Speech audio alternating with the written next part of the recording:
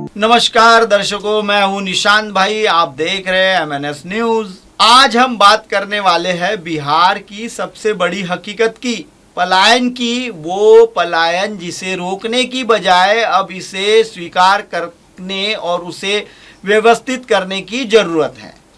हर प्रदेश में बिहार के युवा मजदूरी करते हैं। मेरे पास बिहार की नई सरकार के लिए एक आइडिया है। बिहार की सरकार को पलायन के लिए काम करना चाहिए।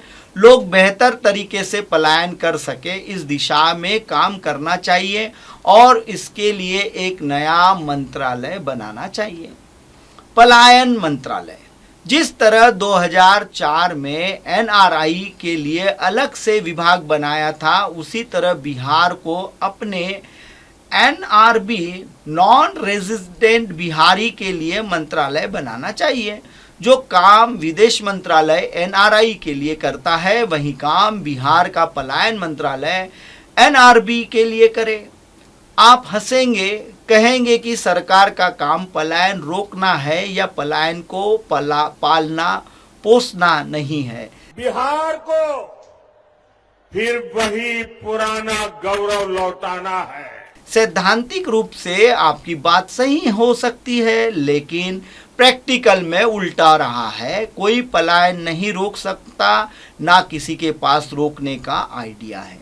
पलायन बिहार के लिए प्लान बी नहीं, प्लान ए है। बिहार सरकार पलायन दूर नहीं कर सकती। 20 साल में ये साबित हो गया कि नीतीश कुमार का 20 साल अगर कानून व्यवस्था का सर्वाधिक काल था, तब भी इसी दौरान ज्यादा पलायन हुआ, क्योंकि अवसर बिहार में नहीं कहीं और पैदा हो रहे थे। आज बिहार को यह सच्चाई स्वीकार कर लेना चाहिए कि पलायन की बिहार का उद्योग है, उद्यम है, अवसर है। पलायन को उद्योग का दर्जा देना चाहिए। सोचिए, जो पहली बार पलायन कर रहा है उसे सरकार की तरफ से रेल का टिकट मिले, एक सूटकेस मिले और पानी की बोतल मिले। अगर कोई परिवार 4 से अधिक सदस्यों के साथ पलायन कर रहा है तो उसे भरपूर सब्सिडी मिलनी चाहिए। जब उद्योगपतियों को लाखों करोड़ की सब्सिडी मिलती है, जमीन सस्ते दरों पर मिलती है, तो पलायन करने वाले मजदूरों को क्यों नहीं? अब देखिए, चुनाव आया तो रेल मंत्री कहाँ दिखे स्टेशन की सुविधाओं का मुआयना करने के लिए, लेकिन होल्डिंग एरिया बनाने से क्या हुआ? भगदड़ नहीं हुई, मगर ट्रेन में भीड़ तो कम नहीं हुई। सूरत से एक तस्वीर वायरल हुई जहां रेल में सवार होने वाले लोगों की लाइन बहुत दूर तक चली गई थी। घंटों इंतजार करते उनके पास थक गए तो लोग नीचे बैठ गए। अगर बिहार और केंद्र का कोई पलायन मंत्री होता तो साल भर पलायन करने वालों का इंतजार करता। रेल मंत्री ने बताया कि 1.5 करोड़ से अधिक लोग बिहार गए थे। ये आंकड़ा कोई मामूली नहीं है। सवाल यह है कि कानून व्यवस्था को तमाम दावों के बाद भी बिहार से इतने लोग क्यों पलायन कर रहे हैं? पलायन मंत्री होगा तो इसकी रिपोर्ट तैयार करेगा।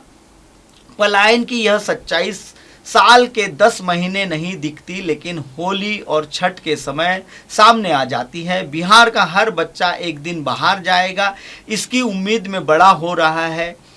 आप छठ के समय कपड़ों का सर्वे कर लीजिए, जूते चप्पलों का हाल देख लीजिए। बिहार की गरीब लोगों के साथ कई तो साथ ही रह गई है। इसलिए पलायन मंत्रालय बनाना चाहिए। पलायन उद्योग का दर्जा मिलना चाहिए, पलायन ID कार्ड मिलना चाहिए, पलायन पुलिस बननी चाहिए जो गांव के लोगों की जमीन और घर की सुरक्षा करे। बिहार में 20 साल में सड़कें बनी, बिजली पहुंची, लेकिन अर्थव्यवस्था में बदलाव क्यों नहीं आया? लोग गरीब क्यों रह गए? जाति के नाम पर राजनीति होती रही, लेकिन हर जाति में ऊपर के कुछ लोगों के बीच मलाई बंटती रही, नीचे का तबका गरीब ही रहा। बिहार में 20 साल में एक अच्छा कॉलेज नहीं बन सका। जिस बिहार का छात्र 20-20 घंटे पढ़ता है, उस बिहार में नीतीश कुमार 20 साल से एक अच्छा कॉलेज नहीं बना सके। ये बात बताता है कि पलायन सिर्फ रोजगार के लिए नहीं, पढ़ाई और इलाज के लिए भी होता है। तो हल क्या है? पलायन को स्वीकार करिए, पलायन मंत्रालय बनाइए, पलायन को विकास मान लीजिए। बिहार के लोगों ने अपनी मेहनत से देश को बदल दिया, कम मजदूरी में अच्छा काम कर दिखाया, उद्योगपतियों को अमीर बनाया। अब समय आ गया है कि बिहार के लोगों के पलायन के लिए अलग से बजट हो, CSR का फंड हो। ढोंग मत कीजिए, पलायन का आधिकारिक दर्जा दीजिए, पलायन से पलायन मत कीजिए, पलायन को स्वीकार कीजिए। अगर बिहार इस सच्चाई का सामना नहीं कर सकता तो आज ही पलायन कीजिए। जो नहीं कर सके उसे पूछिए पलायन क्यों नहीं कर रहे, यह क्या कर रहे हैं। हमने तो बस इतना कहा, पलायन को विकास मान लीजिए, मंत्रालय बना दीजिए। दर्शकों, फिलहाल वक्त हो चला है MNS न्यूज पर ब्रेक का। ब्रेक से लौटने के बाद देखिएगा देश और दुनिया की तमाम बड़ी खबरें। बने रहिए MNS न्यूज पर।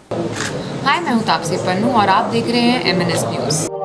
आप देख रहे हैं MNS न्यूज, सच जरूर।